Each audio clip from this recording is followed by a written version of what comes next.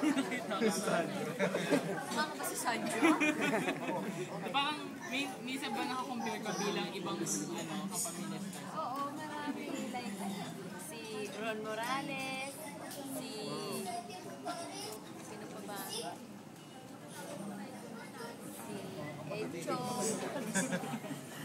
Mga ba yung isa? May isa ba eh. Tapos yun, lagi nila sinasabi ko mukha ko itong bago lang yung Sanjo. Well, yung sa wig mahirap yung is it your first time na ganun ka-explain mo? Oo, first time. Mainit siya, na may bigote ka pa, so parang ang hirap. Pero nakakatuwa dahil ang ganda ng kinalabasan. Natanggal lahat ng pagod. Kaya nakatagal gawin yung first time? Mga 30 minutes.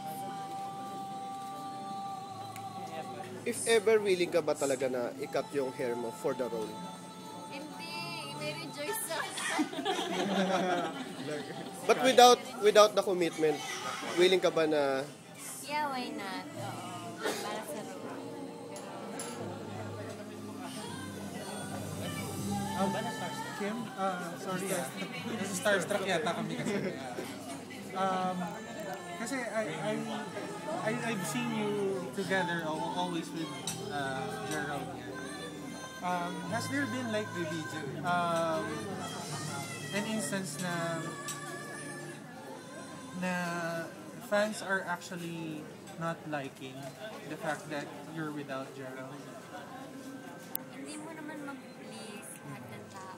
And for me, ginagawa ko lang naman yung work ko with this new experience, new partners. And kami ni Gerald, ang tagal naman na namin nagkasama. It's almost 4 years na. So, ngayon, time na rin para mag-leap into other role, other partner, other character. Are you still very good friends with him? Yeah, oo. Okay naman kami. Thank you. Kaya papakahanap. We're good. Thank you. pa-promote naman ng show? Ano ba, sir? Ay, Pa-promote na lang. okay. Hi! Teka, ano ba? Hi. Orange Magazine. Hindi, okay lang. The show. Hi everyone! Please watch My Beyond the Girl. Malapit na sa August 22 sa Primetime Vida. Thank you! Thank you.